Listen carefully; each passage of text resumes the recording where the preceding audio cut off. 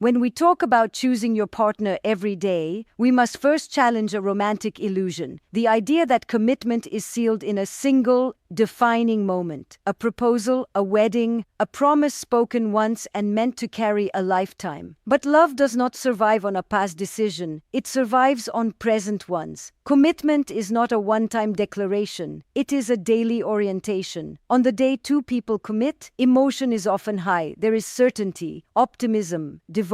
But relationships are not lived in peak moments, they are lived on ordinary Tuesdays, in traffic, in stress, in boredom, in disagreement. And it is in those ordinary moments that commitment is either reinforced or quietly weakened. Psychologically, human beings are not static. Our moods shift, our desires fluctuate, our sense of attraction rises and falls. If commitment depended purely on feeling, most relationships would fracture at the first emotional dip. So what sustains them?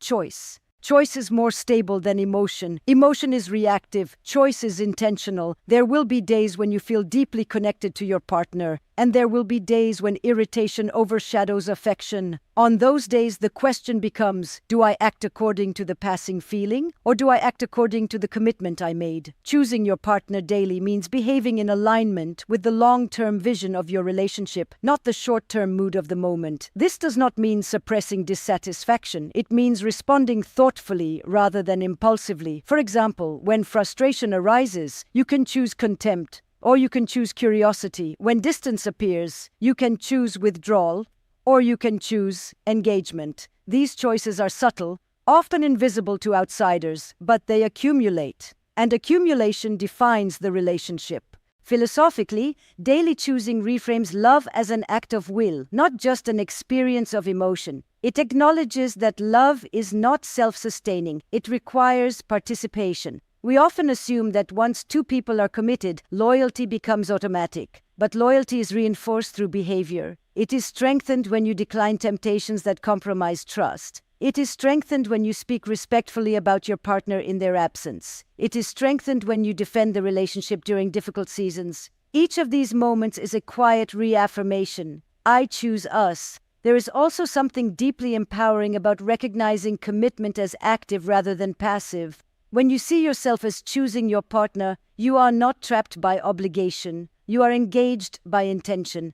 This perspective transforms the experience of long-term love. Instead of feeling bound by a decision made years ago, you feel aligned with a decision you are making today. And that distinction matters. Many relationships deteriorate not because of dramatic betrayal, but because of gradual disengagement. One partner begins to operate independently of the bond. Small resentments go unaddressed. Appreciation decreases. Effort becomes inconsistent. The absence of daily choosing creates emotional drift. But when both individuals consciously recommit in small ways, offering patience instead of sarcasm, offering reassurance instead of indifference, offering effort instead of convenience, the relationship gains resilience. It becomes less fragile. Daily choosing also requires humility. There will be moments when you are wrong, moments when your pride urges you to stay silent rather than apologize. In those moments, recommitment means prioritizing repair over ego. It means asking yourself, what strengthens this partnership, rather than how do I protect my image? Choosing your partner daily does not mean tolerating harm or ignoring incompatibility. It means, within a healthy bond, refusing to let temporary discomfort define permanent decisions. It means recognizing that intimacy evolves, attraction evolves, people evolve, and the relationship must be chosen through those evolutions. There is a quiet romance in this idea, not the dramatic kind, but the mature kind. The romance of waking up and deciding again that this person matters, that this partnership deserves your energy, that the story you are writing together is worth protecting. Ask yourself honestly, if commitment were not guaranteed by a ceremony or a contract, would your daily behavior still communicate choice? Because that is what your partner experiences, not the memory of your vow, but the pattern of your actions. At the end of the day, love is not secured by what you once promised. It is secured by what you repeatedly decide. And every morning offers the same quiet question, will I choose this person again today? If commitment is a daily decision, then curiosity is what makes that decision sustainable. One of the quiet dangers in long-term relationships is the belief that we already know our partner. We remember who they were when we met. We remember their preferences, their stories, their habits, and slowly, without realizing it, we freeze them in that version. But people are not photographs. They are processes. To choose your partner every day, you must allow them to evolve, and you must remain interested in who they are becoming.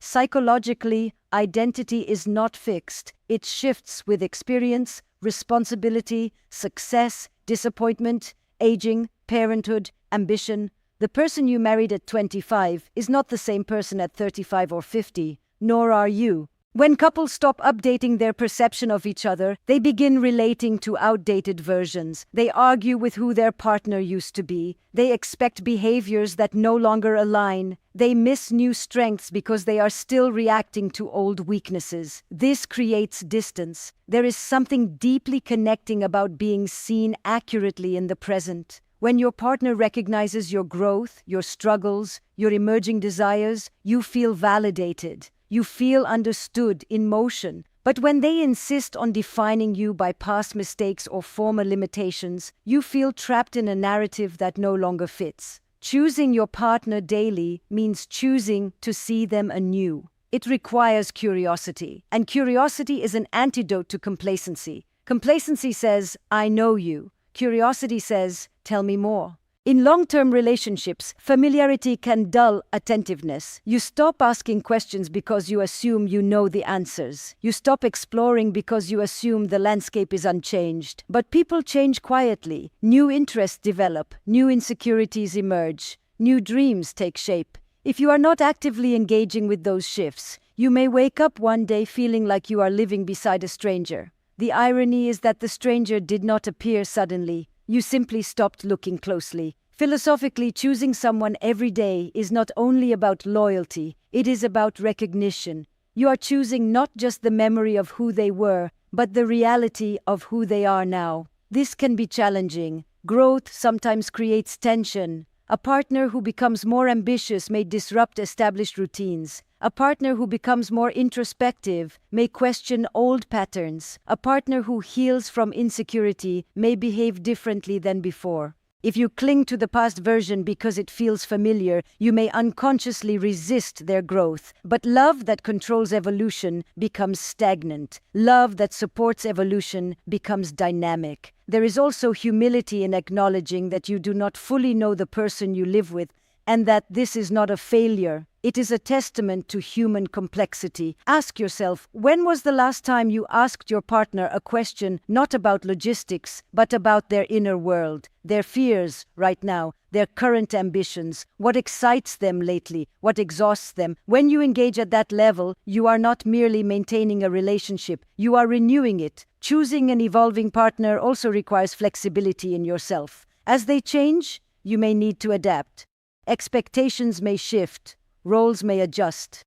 This adaptation is not loss, it is recalibration, and recalibration is healthier than rigidity. Some couples fracture not because they stop loving each other, but because they cannot tolerate the discomfort of change. They want stability in identity as well as structure, but emotional stability does not require personal stagnation. In fact, witnessing your partner's growth can reignite admiration, and admiration is essential for desire. When you see your partner taking risks, learning, maturing, confronting fears, something within you responds. You do not feel obligated to choose them. You feel inspired to. But inspiration requires attention. So instead of assuming you already know who your partner is, approach them with the mindset of discovery. Notice subtle shifts. Invite conversation about emerging goals. Validate new layers of identity. And also allow yourself the same freedom. Because choosing your partner daily is reciprocal. You are not only witnessing their evolution, you are inviting them to witness yours.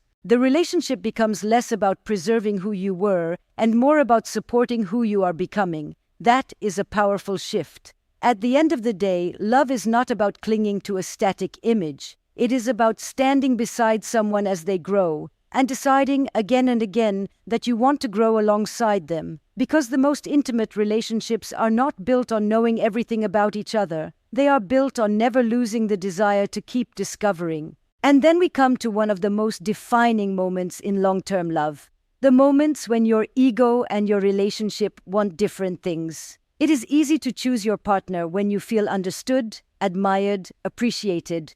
It is far more difficult to choose them when you feel criticized, disappointed, or hurt. This is where daily choice becomes visible. In conflict, the ego seeks protection. It wants to be right. It wants validation. It wants to defend its position and preserve its pride. The ego whispers, "Do not back down. Do not apologize first.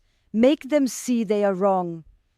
But relationships are not debates to be won. They are bonds to be maintained. Choosing the relationship over the ego does not mean silencing yourself or tolerating injustice. It means prioritizing connection over dominance. It means remembering that the goal is not victory, it is understanding. In heated moments, something subtle happens. The person in front of you stops feeling like a partner and starts feeling like an opponent. Language shifts, tone sharpens. The conversation becomes about points rather than feelings. When that shift occurs, you stand at a crossroads. You can escalate, defend your perspective, expose their flaws, replay past mistakes.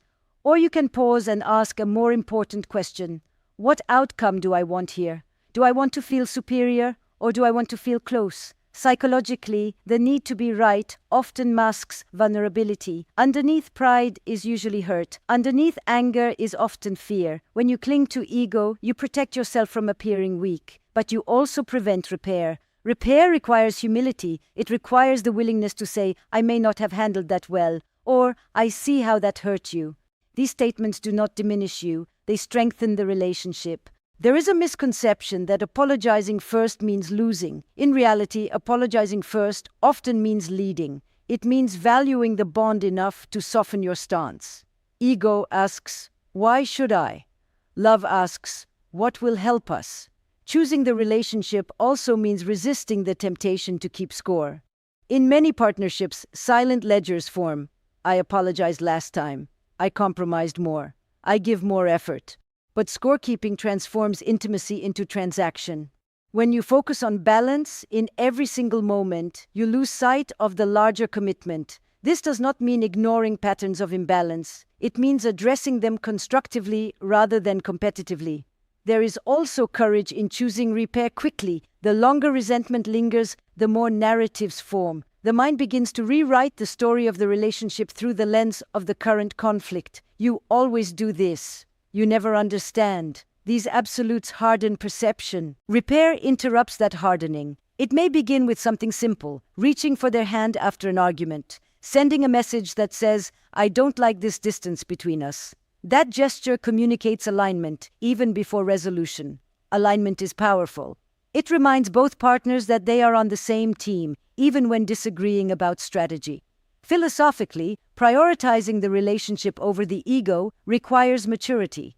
It requires the ability to see beyond the immediate emotional surge and consider the long-term narrative. What kind of partnership are you building? One defined by pride or one defined by resilience? Resilience does not mean absence of conflict. It means the ability to return to each other after conflict. And return requires someone to step forward first. Ask yourself, in moments of tension, do I escalate to protect my pride or do I soften to protect our connection? Softening does not equal surrender. It equals intention. It means expressing your needs clearly but without contempt. It means setting boundaries without humiliation. It means disagreeing without dehumanizing. And sometimes it means accepting that being understood may take time, but preserving respect must be immediate.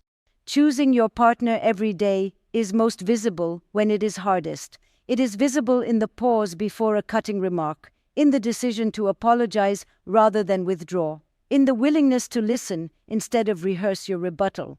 These are the quiet heroics of long-term love. At the end of the day, pride offers temporary satisfaction.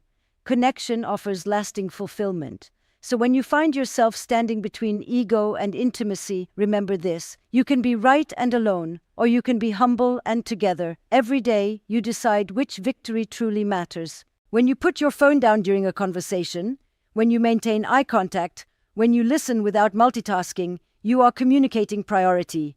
You are saying, In this moment, you matter more than the noise. And that message accumulates. Psychologically, emotional security is built through micro-interactions. A brief touch on the back, a check-in during the day, a simple, "How are you really feeling?" These gestures seem small, but they reinforce belonging.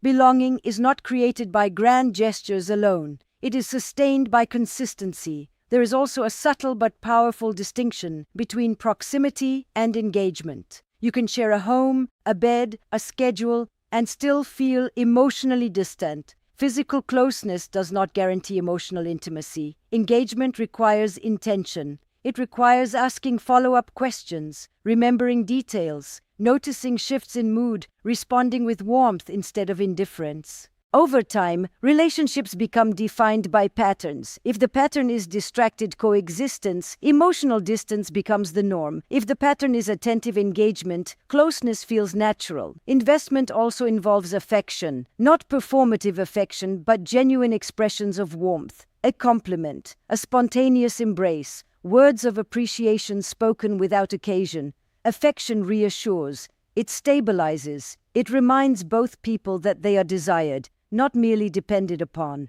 And desire matters. In long-term relationships, desire can fade when partners stop investing in each other's emotional experience. When everything becomes logistical, bills, schedules, obligations, the romantic dimension quietly diminishes. Choosing your partner daily means protecting space for connection beyond function. It may be as simple as a shared ritual. Morning coffee together, an evening walk, a weekly conversation that goes deeper than surface updates. Rituals anchor relationships. They create predictable moments of reconnection.